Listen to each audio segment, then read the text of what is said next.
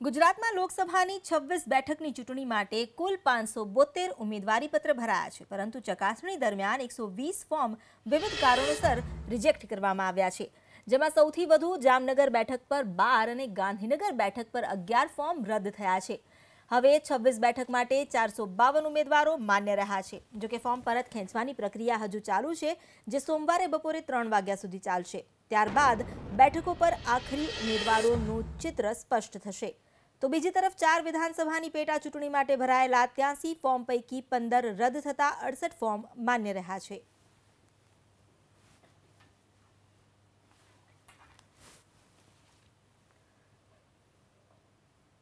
કયા જિલ્લામાં કેટલા ફોર્મ ભરાયા અને કેટલા રદ થયા તેની પણ વિગતો આપીએ। સુરેન્દ્રનગરમાં 48 ઉમેદવારીપત્ર ભરાયા, જેમાંથી 5 રિજેક્ટ થયા છે। જામનગરમાં 46 ઉમેદવારીપત્રની સામે 12 ફોર્મ રિજેક્ટ કરવામાં આવ્યા। ગાંધીનગરમાં 45 ઉમેદવારીપત્ર ભરાયા, જેમાંથી 11 રદ થયા છે।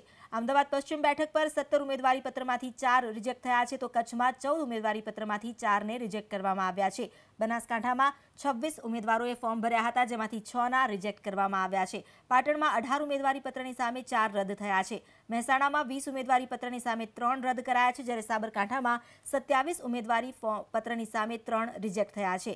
રાજકોટમાં 21 ફોર્મની સામે 5 ફોર્મ રિજેક્ટ થયા છે, જ્યારે પોરબંદરમાં 20 ફોર્મની સામે 2 રિજેક્ટ થયા છે।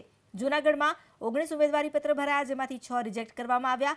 અમરેલીમાં 15 ઉમેદવારીપત્રમાંથી 2 રિજેક્ટ થયા છે। ભાવનગરમાં 19 ફોર્મમાંથી 5 ફોર્મ રિજેક્ટ થયા છે, જ્યારે આણંદમાં 13 ફોર્મમાંથી 2 ફોર્મ રિજેક્ટ થયા છે।